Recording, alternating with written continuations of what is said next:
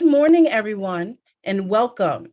I'm Shirley Marty Hargis, a non-resident fellow in the Global China Hub and Digital Forensic Research Lab here at the Atlantic Council. And it's my pleasure to be hosting today's discussion with Victor Xi on his new book, Coalitions of the Weak, Elite Politics in China from Mao's Stratagem to the Rise of Xi. Victor is an associate professor, Ho Mio Lam Chair in China and Pacific Relations at UC San Diego. He's an expert on the politics of Chinese banking policies, fiscal policies, and exchange rate, as well as the elite politics of China. Before we get started, I want to remind everyone that today's event is on the record and being recorded. Our audience in Zoom can submit their questions using the Q&A function. I'll try to incorporate some of your questions in my conversation with Victor. With that, let's get started. Victor, so as I was mentioning to you before, I think about a decade ago, I was writing a paper and it focused on Jiang Zemin and how this man is able to stay in power and be so influential. And so it's such a pleasure. It is a personal pleasure also to be able to speak to you about your book. Welcome. Thank you, Shirley, for having me. I feel like we've been chatting forever on Twitter, and this is not an in-person meeting, but at least we get to talk in real time. Yes. So it's a great pleasure to be here. Oh, thank you. Thank you. So to start us off, first, I want to say to everyone, coalitions of the weak, your argument is that authoritarian regimes bolster inexperienced, corrupt, and politically disadvantaged officials. And throughout the talk, I certainly want to connect these points to top headlines that we're seeing today. But I'm very interested in how you decided to just delve into this topic, because I did read in your book that you had mentioned that some people tend to think of authoritarian regimes in a certain way versus democracies. Can you outline the difference in this case as you focused on late Mao period? Yeah, so there are two parts in your question. So the first part is, how did I get into this kind of framework? Yes. And then I'll address your issue of like difference between authoritarian politics and democratic politics. Yes. So the first part, as I've been studying this notion of factionalism for a long time. So which is that you would see authoritarian politicians forming networks of supporters, which we call factions. And then these networks of supporters will either help them maintain power or even obtain even more power. That had been one of the main frameworks of analysis for Chinese politics for a very long time. And of course, I've done a lot of research, quantitative research, qualitative research on this. But the problem is when you look at the late in Mao's life, that framework really falls apart, because if you look at late in Mao's life, especially after the first few years of the Cultural Revolution, Lin Biao, who had been his close follower for decades and decades, became the enemy of Chairman Mao, and ultimately he had to purge Lin Biao. So then the puzzle we've always had in the China field is that, okay, you purge Lin Biao, your most loyal follower, then what? And Mao still successfully navigated the last stage of his life as the dictator of China. He could still stay in power. No one tried to launch a coup against him, which is a puzzle because he was getting sicker. Cognitively, he couldn't really understand things that were happening around him anymore, yet no one tried to usurp his power. The same thing happened with Stalin, of course, as well as other dictators. So the question is, how did they pull it off? And it's clearly not a factional answer, because most of the people that you can historically say, oh, they have been supporters of Mao, they were purged or dead by then. So that's kind of a puzzle. And then I got to think about, well, so what's the explanation? And it does go to the point of, the difference between authoritarian regimes and democracy. So in democracies, so one great thing about democracies is that it provides a lot of information to politicians. So you get to know the identities of your opponents as well as allies, because they have no reason to hide. Basically, you have to declare your partisanship to the voters so they would vote for you. So partisanship becomes very clear. The relative balance of power between the elite also is relatively clear because you do opinion polls. You Right. know that how votes get aggregated, and so you can pretty quickly figure out relative power. In contrast, in authoritarian politics, all of that is very unclear. Right. Within the ruling party, in this case, the Chinese Communist Party, everyone is supposed to be comrades with each other. In reality, they're enemies.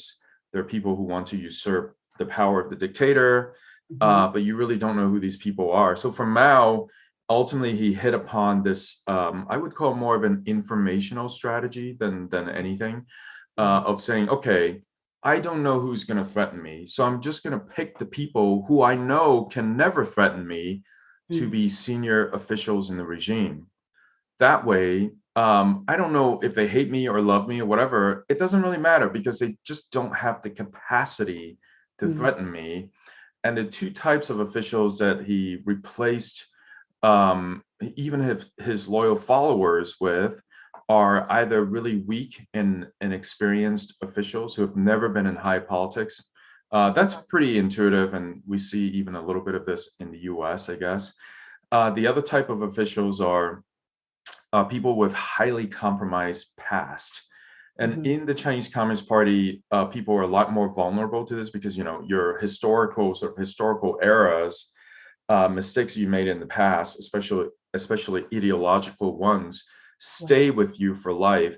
And in this case, Mao picked a group of army generals who literally tried to split the party in the 1930s, to run the military, in order to check the power of Lin Biao, right before Lin Biao fell from power. So this, basically, the book is more about this informational strategy that Mao used to compensate for some of the big problems that you see in authoritarian politics.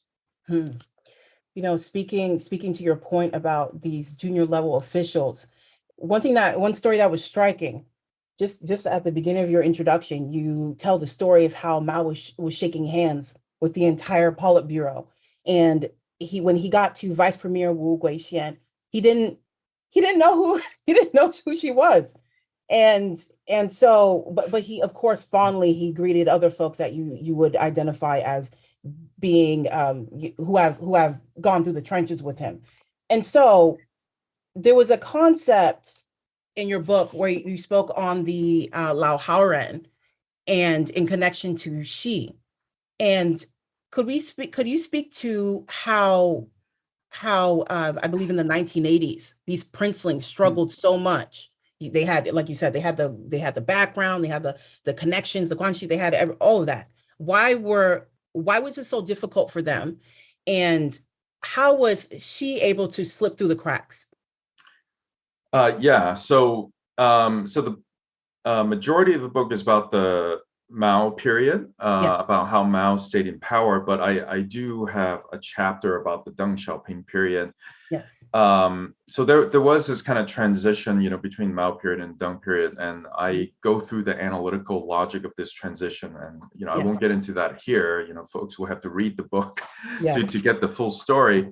But basically, the politics of 1980s was such that you had very decentralized power, that Deng Xiaoping was, in a sense, compelled or even forced to share with the other surviving revolutionary veterans. So these are people mainly who participated on the Long March, or at least, received the Long Marchers in Yan'an, as did, Xi Jinping's father.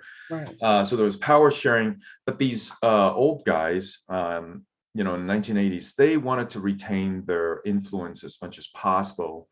So they opted for promote. So, but at the same time, they knew they were getting old. It's by the 1980s, they were becoming like 70s or even 80s. So they had to promote some younger officials. But instead of promoting people with very experienced revolutionary credentials who had a pretty large power bases in the military or in internal security, they promoted very junior people with hardly any connections to the central government and who were very good at paying homage to and kissing up, for lack of a Right. better word, Right. kissing up to these revolutionary veterans, whom some of the Chinese authors would call them 老好人, always nice people. Mhm. And these always nice people were getting promoted systematically in the 1980s. And so, people like Hu Jintao and Wen Jiabao Mhm. were such people. In contrast, there were children of the revolutionaries, the princelings. Right. They had a very large initial advantage, right? So in the 1950s and early 1960s, they got the best education in China. Mhm. And there was quite a large cohort of them, as it turns out, actually, because people are like, well, how many princelings are there? When you actually count them, there are a lot of them because for, again, a deep historical reason, these guys had a lot of kids and, Right. so Right. there's just a lot of them, over 1,000 by my calculation. They had really good education. The Cultural Revolution disrupted their education just as it did the education of everyone else. But Right. they came back soon after in the late 1970s and once again got the best education, the best jobs available initially for a young person. But then they ran into this glass ceiling by the late 1980s Right. as a lot of the revolutionary veterans who didn't have children of their own or didn't have children who were qualified for the leadership, and of course anyone with a daughter, they knew their daughter most likely could not end up in high politics because of the very entrenched gender discrimination in the Right. Chinese Right. Communist Party. So they resisted the princelings from rising, especially in Beijing. So a few of the princelings got wise and say, okay, in Beijing, this is too crazy. Right. There's definitely this entrenched resistance to our promotion to especially to the full ministerial level. Right. So a few of them left Beijing. They went to local government and say, okay, let me start at the local level and try to climb my way up Right. outside of Beijing. Bo Xilai did this. Uh, Liu Yuandong had to do this, and she didn't really want to do it Mhm. initially, but she had to Mhm. do it. And Xi Jinping, of course, Right. was one of the earliest ones to leave Beijing. Mhm. That was, I think, in a sense, the smartest political move he made was that in sort of even the early to mid 1980s, when the princelings were still getting pretty good promotions in Beijing, Right. he saw what was coming and he left Beijing, Mhm. which then ironically allowed him to climb even higher than some of his contemporaries Mhm. who stayed in Beijing and tried to get promotions within Beijing in the central ministries or in the Beijing municipal government. Those people did not end up doing very well. Right. Right. You had also mentioned Deng Xiaoping and how he had tried to set things up in such a way so that there would be guardrails, so that not one person would be able to, be forever leader. And so how when we look at Mao to Xi now, when we're observing the current climate within China, domestic politics wise, many will say that that Xi will react to something very quickly. I tend to think he's very measured. What is your perspective about how Xi reacts to what is going on in foreign policy in relation to what he's trying to do domestically in China? Yeah, again, I will break things down a little bit. As you pointed out, Deng Xiaoping did put forth some guardrails Mhm. to try to prevent the emergence of another Chairman Mao. I think, Right, right, for leaders who were in power in the 1980s, many of them, I would say most of them, had been victims of the Cultural Revolution, so they certainly right. didn't want that to happen again. So some of the things they did was, in the party constitution, renounce the cult of personality. Mhm. So that's very clear in the party constitution of the 1980s. And I think that provision is still there, actually, Right, in the party constitution today. He also voluntarily retired earlier than he could have, right? So he could have stayed a leader for life in China. Certainly no one would have challenged him.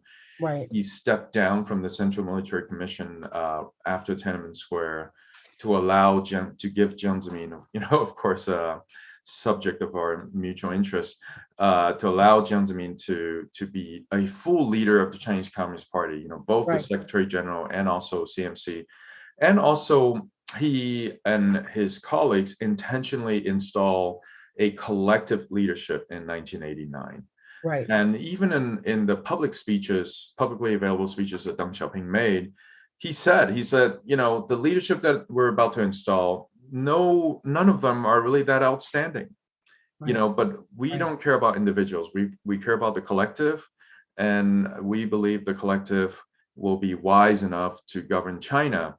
And that actually was indeed the case for the next, so 20 years, from 1989 to 2012. Right. The problem is that the rails turn out to be a lot more fragile than many people in the China field had thought. Mhm. And Xi Jinping was able to undo, I would say, most, if not all, of these guardrails in the space of 5 to 10 years. 5 years, really, in the space of 5 years, most of the guardrails were gone by that point. And it looks like he's on the cusp of taking a third term, maybe a fourth term, Right. fifth term, etc. In terms of his policy making, so now that he's head of all the leading groups, which is a way to circumvent the guardrail. So, it used to be a lot of important issues had to be discussed in the Politburo Standing Committee, where it's one person, one vote. And so, the majority could still, in theory, overrule something that Xi Jinping himself preferred. Now, a lot of decision making is done in the leading groups, or some of them are now even called commissions. Nonetheless, they're all headed by Xi Jinping himself, and he can basically set the agenda. He can most likely overrule, the members of the leading groups to institute policies that he prefer, in foreign policy, in economic reform policy, in all kinds of policies, because he heads like a dozen of these leading groups. Right. I would say there are still some people in the leadership who are willing to. I don't believe that people are willing to kind of come out and say, Comrade Xi Jinping, you're pursuing the wrong policies. We must change it. They would be purged very soon after. Right. But I think there still are leaders who are willing to bring forth some new data, say, oh, let's take a look at this data, and let's think about whether we should pursue these policies further. Oh, please. Yeah. Oh, so considering this coalitions of the week, what types of officials would be selected by Xi? Is it a long shot that Xi would even be considering grooming anyone? Is that even possible? Or is he just going to keep going term, just keep realizing more terms? What do you think? Yeah, so I think that's a tricky question for both sides, both for Xi Jinping and for whoever would like to be the successor of Xi Jinping. Right. So, of course, everyone in China knows the history. The first clearly anointed successor of Chairman Mao was Liu Shaoqi, and Liu Shaoqi was basically tortured to death. He was very ill, and there was no medical treatment. He was locked in a shack, until he died. Right. The second clearly designated successor of Chairman Mao was Lin Biao, and then we know the story of Lin Biao. This tension grew between Mao and Lin Biao until he thought that he had no way out but to hop on an airplane to fly to the Soviet Union to defect, and then the plane crashed. He died. So the problem, this is a well-known problem called the successor's dilemma in authoritarian politics, is that, if you're the successor, of course, if the dictator were to die tomorrow, you need a power base of your own, or you wouldn't be able to stand on your own 2 feet, and you would fall from power. But if you begin to accumulate a power base, the dictator will become very suspicious of your intention. Is the successor trying to usurp the dictator's power today? And that heightens your sense of getting purged as a successor. So that's the deep dilemma. that's going to face any anointed successor of Xi Jinping Hmm. going forward. And of course, right now, I don't see any plans for him to choose a successor. Maybe we'll see some clear signs at the 20th Party Congress. Right. I mean, the problem is that no one is young enough to really be the successor, because if you think about the Right. successor should be young enough to serve a 10-year term. Right. And so that's like basically assuming she definitely will be secretary for 5 more years. So it's like 5 years from now, this person still has to be able to serve a 10-year term. Right. So then this person would have to be 55 years old, really, or below. And no one like that is being elevated to a high level. I mean, this, people who are going up there, they're all older men, of course, Right. men. Um, so I don't see any succession politics at this point, but I think he's going to try to avoid this issue until the 21st Party Congress. Then perhaps Mm. we'll see some clear signs. Speaking of age requirements, we were speaking about Liu He and that he is maybe not too heavy consideration, but has a nice set of qualifications to replace Li Keqiang. So, what are your thoughts about Liu He? Are there any other candidates strong candidates that would actually fall along the lines of realistically being qualified in terms of age and the other elements that are For considered? the next premier of China, right? Yes, yes, yes, yes. Yeah, so Liu He, I actually have heard a little bit of speculation about Liu He. And, he certainly, after serving as vice premier and also, being, secretary general of the reform leading group, Right, he's very qualified. I mean, some people still complain about the fact that he has never served as a regional administrator. So he doesn't really right, know how right. local government operates, how, the economy on the ground actually operates. Hmm. But nonetheless, he's certainly very qualified to be the premier of China. Hmm. The issue for him is age. He is turning 70 this year. Right, And, in the history of the People's Republic of China, there's never been a premier who became a premier at the age of 70 or older. right, Zhou Enlai, of course, served as premier of China until he died, but when he became premier of China in 1949, he was still relatively young, in his 50s or early 60s.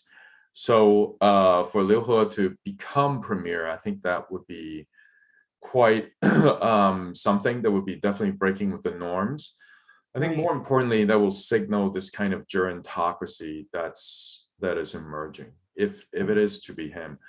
Some of the other candidates I think are perhaps a little bit more likely, Mhm. include Wang Yang, actually. Yeah. So Wang Yang, currently head of CPPCC, he's younger. He still will turn 67 this year, but still that qualifies him for one more term in the Politburo Standing Committee. Right. He's been vice premier. He's been party secretary of Guangdong. So these are two, important stepping stones, if you will, to the premier position. An even younger official would be Hu Chunhua. So Hu Chunhua, who's currently vice premier, he's been regional leaders, and then vice premier for the past 10 years. Right. He also would be, pretty qualified. And Hu Chunhua would be even younger. So Mm. in a sense, even more ideal, to take the position of premier for the next 10 years, potentially. Hmm. And these other candidates, based on your argument about the coalitions of the weak, these candidates are these candidates considered safe for Xi to consider? So Wang Yang is not that safe. He has a very sizable faction of his own. Right. Hu Chunhua is safer. His faction is smaller. But I would have to say that Wang Yang is still pretty safe, just because, again, he's older, so he Right. should have to retire in 5 years' time. So he won't be able to build this, large power base Right. in the state council, given that, his stint in the state council had been interrupted, by the recent stint in the CPPCC. And then on top of that, actually, in terms of international reputation, Wang Right. Yang, of course, had been the darling of a lot of Western analysts, because he successfully handled this Wuhan Mhm. protests when he was Secretary of Guangdong without bloodshed. There was this big protest in a village in Guangdong province. He didn't, well, at least at first, he didn't resort to force. I mean, ultimately, he did resort to force. He at first didn't resort to force. It was seen as a shining example of what, like, wise government can be in China. Right. But Xi Jinping has very smartly put him in charge of Xinjiang affairs in the past 5 years. Mhm. So obviously, with all the international attention to the plight of the Uyghurs, Right. Right. his international reputation has taken a hit. So for those Mhm. reasons, I think it would be smart for Xi Jinping to appoint Wang Yang as the premier of China. Hu Mhm. Junhua also would be fine because his power base is pretty limited at this point. Right. Right. So if I can switch a bit to current headlines, Taiwan. So my question for you is from an elite politics perspective, because we're often speaking to should Speaker Pelosi have gone? Should she have not have gone, etc. So my question for you is from an elite politics perspective, how is she observing her past visit to Taiwan? Because I tend to think he's quite measured. We're seeing a lot of we're seeing all of the the military exercises, etc., happening right now. And so, what is he thinking from the elite politics perspective? What do you how do you see him viewing all this? Yeah, it's so the ascent of Xi Jinping to obtain basically unchecked power within the Right, party right, both makes it simpler and more intractable for us to study Xi Jinping's reaction to right, Taiwan or to right, other kind of potential confrontation between the US and China. right, Because typically, you say, well, why do leaders go to war? right, So they go to war because, well, there's a foreign invasion. They had to go to war. Like in the case of Ukraine, the Ukrainians had to fight back, or it just wouldn't exist anymore. mhm, The other reason is for um, domestic political reasons. So a lot right, of people right, accuse U.S. past U.S. presidents of going to war because of to gain rally the flag right, effect. Um, or so there was during the Hu Jintao period, there was a lot of analysis saying that, oh well, if Taiwan were to move toward independence, Hu Jintao would have no choice but to go to war because the PLA would launch a coup and so on and so forth. So that's kind of reasonable analysis. In the case of Xi Jinping, that's not possible. The PLA will not launch a coup against Xi Jinping. It has mhm, no capacity to do so after the very extensive reform that Xi Jinping carried out right, in the PLA, such that the most powerful kind of autonomous organ in the PLA, the General Staff Department, has been completely neutered. And real control of the military has been put in the hands of Xi Jinping. right, So there's really no longer any domestic political reasons for him to go to war over the Taiwan Straits. Even I would say, even in a pretty extreme case where there are clear moves toward independence by Taiwan, for domestic political reasons, Xi Jinping is the most powerful person in China. No one would dare to challenge his authority, no matter what decision he makes. So right, then, but there's still this third motivation, which is intrinsic desire. mhm, And we don't know how much he intrinsically uh, abhor the notion of Taiwan independence. One can assume that he quite strongly abhors the notion of an independent Taiwan. He said that publicly on a number of occasions. right, He grew up in the generation of Chinese who sees reunification as a very high priority for the Chinese government, and certainly within the Chinese Communist Party, where he grew up. right, Um, and so we just don't know. So it makes the analysis very intractable because things like domestic political threats and stuff like that, you can analyze it, you can gather data and all this right, kind of stuff. But like his own personal preferences, we can look at speeches, and of course they're very, very nationalistic and stuff. So, Right. so I think you're right. It's one way to analyze this is to look at how he reacts Hmm. during these moments where it seems the unification of Taiwan and China are being challenged by things like, the trip taken by Nancy Pelosi. So Right. far, I would agree with you. The response has been pretty measured, Hmm. um, which suggests to me that he's still thinking about the risks, right? Because Yes. basically, even if you have a strong intrinsic desire, either for reunification or against, movement toward independence, going to war over Taiwan Straits is a highly, highly risky endeavor that can undermine his power, within the party. What if he were Right. to Right. lose, or even if it, drags on in a very prolonged kind of conflict? There Hmm. certainly would be enormous economic implications. That China's economy is not doing very well already. Right. It certainly would do a lot worse in the event of a war. Um, and people will die, even in a very sort of optimistic scenario for China where there's occupation within a relatively short period, a lot of people will die on both sides. Hmm. And so there could be some domestic repercussion on that also. So yeah, it's one of these hard problems, but I agree with you. I mean, the response so far has been measured, which seems that the strength of the preference may not be so strong that it overwhelms rational thinking. I think there is, so far as we've seen, some very measured kind of thinking Hmm. um, going on. But it Hmm. doesn't mean that a couple years from now there won't be some kind of invasion. Right. So Right. even measured thinking Right. combined with very strong preference for reunification could lead to a war situation at some point.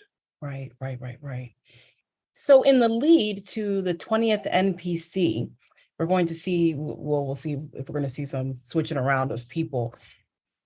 My question for you is when you think about, of course we can't predict anything, everything, but when you think about the future of US China relations, especially in terms of China's US based China specialists, Taiwan specialists, uh, when we're looking at history, when we're looking at elite politics in China, do you think that for the most part, do you think for the most part that understanding of history, combination of history and elite politics, do you think that combination that understanding is is is it prevalent in analysis in US China in the US when we're looking at US China relations? Do we need to do better with that? Do we need to you see where I'm going with this? What are your thoughts?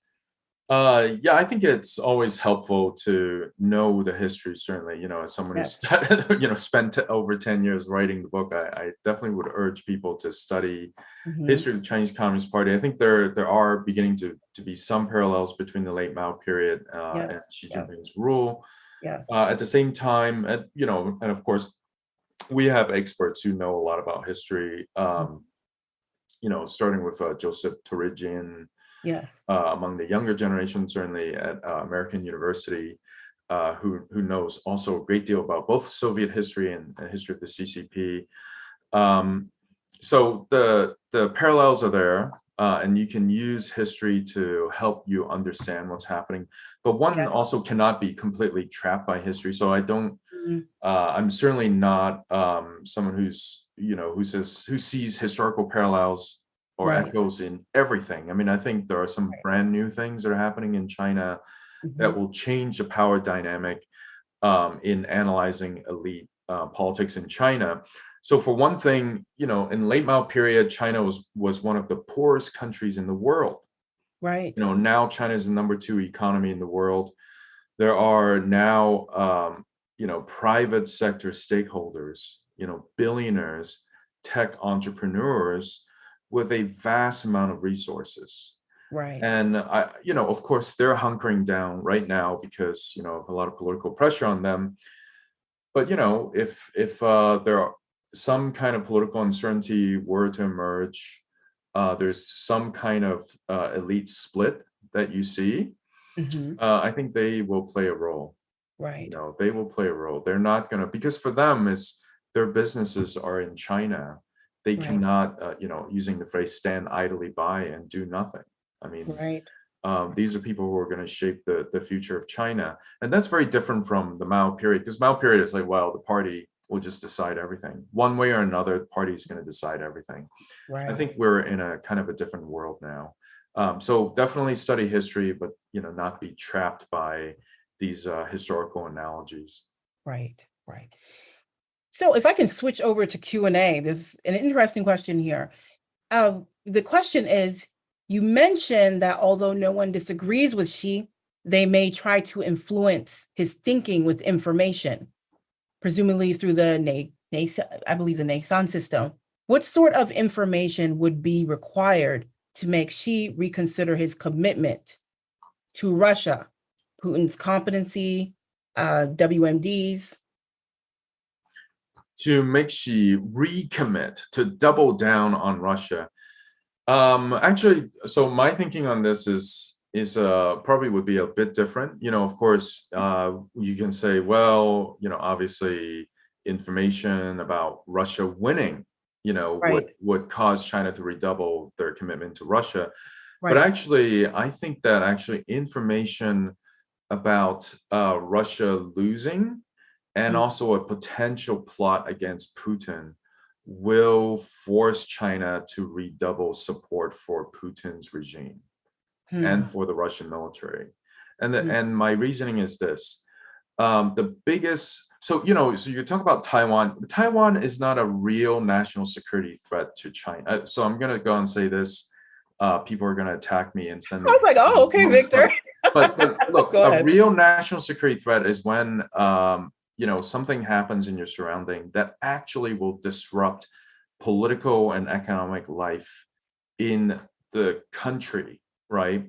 Mm, And Nancy Pelosi going to Taiwan does not objectively disrupt anything in mainland China. Economic will continue. The biggest real national security threat to China is if along the northern borders of China, which of course is like, whatever, 2,000 miles or I don't know how long it is, but right. thousands of miles border, if there's political instability along that border, Hmm. Hmm. that is a real national security threat. And this Shanghai Cooperative Organization arrangement has done a very fabulous job in maintaining stability along China's northern border, Right. helped by Russia's ability to exert a lot of influence in Central Asian republics to maintain stability and also pro-Russia, pro-China leadership in these Right. countries. As we just saw, in the Central Asian republics where there had been protests. If that were to go away because Putin were to fall from power, that would constitute a real national security threat to China. Hmm. And I think for China, it cannot stand idly by to allow that to happen. I see. Okay. I have another question here. How will Xi's supposed poor health play into his decision to think about a successor in the short term? How would she, what, sorry, can you say that again? The question is, how will Xi's supposed poor health play Oh, into his decision to think that's about it? news to me. Yeah, I was like, I don't know that his health is poor. I mean, yeah, I think like, now as I'm entering sort of middle age, right. your health goes up and down. I think Yeah. same thing Yeah. for him. Mhm. He's healthier sometimes, less healthy other times. But certainly, I mean, the general issue is, yes, because he is a dictator de facto, he makes decisions in the sense that he makes decisions on everything. His health becomes a very political issue. Right. And Right. this was the case late in Mao's life, where every plan to treat Chairman Mao with different medical treatment Right. had to be voted on by the Politburo, by the entire Politburo, Right. because none of the doctors dared to make decisions. It's like, oh, we need to do surgery on Chairman Mao. It's like, Mhm. well, if a doctor made a unilateral decision to do it and something were to happen to Chairman Mao, the doctor is going to be executed, for Right. murdering Chairman Mao. So Right. he had to write down his treatment plan, immediately bring it to Zhou Enlai. Zhou Enlai shows it to Politburo. They had to vote on it. Right. Because Right. that way, if something were to happen to Chairman Mao, he's like, "Oh, it was all of our faults," and obviously, we're not going to kill all of us. That's the entire Politburo. So I think Right. we could see something like that. Maybe not now, but later on. And that's not a way to get medical treatment. I mean, No. it creates hiccups. Well, speaking of health, another question, is China's leadership in danger of becoming a group of older men, very old men in the medium term, like USSR under Brezhnev? Would this make them less dangerous or more dangerous? Yeah, so the whole Brezhnev speculation, certainly you do see the average age of Central Committee members going up. Right. And my speculation is that the average age of Central Committee members could well go up even more at the 20th Mhm. Party Congress. And especially if we see Liu He or Wang Yang becoming the premier of China, Mhm. that certainly will elevate the age of very senior leaders yet Right. even more. um it's not quite a gerontocracy at the top yet. There will be some younger officials like Ding Xuexiang, Mhm. most likely will move into the Politburo Standing Committee, and Right. he's relatively young, sort of late 50s, early 60s. Mhm. um but yeah, so I think it could move into that direction. Then the strategy, I do think they hopefully they will take less risk. But I'm not Right. sure there's a strict correlation. Like Putin, for example, the cusp of turning 70, he embarked on this war, highly risky, and it's not going too well for him. So yeah, I think for war, certainly in the next 5 years, I would say, is still possible, even among these older leadership in China. Right. Right. Right. Well, Victor, we are coming to a close now, but I certainly have more questions about Jiang Zemin, and I'll certainly follow up with you offline about that. But again, thank you for making the time. I really appreciate it. I hope folks will go to Amazon, get this book. I do think that this is certainly, especially as an up and coming as myself, it's very important to have an understanding of elite politics in China. And so folks like yourself, Susan Shirk, a lot of the folks who have paved the way and are providing, with information like this, it's very important, especially for those of us who are, especially those of us, the last remaining, who have been able to be in mainland China. And it's a shame, and I hope that we move away from that, because we do need more folks with that on the ground experience in mainland China. So this book certainly resonates a lot with me because I've been able to live there for some years. So again, Victor, thank you. Thank you for making the time. I appreciate it. Thank you, Shirley. Great pleasure to finally talk to you, even though it's still not in-person meeting, but we'll continue to be in One touch day. on Twitter, of course. Of course, of course. Thank you everyone for coming. Thank you.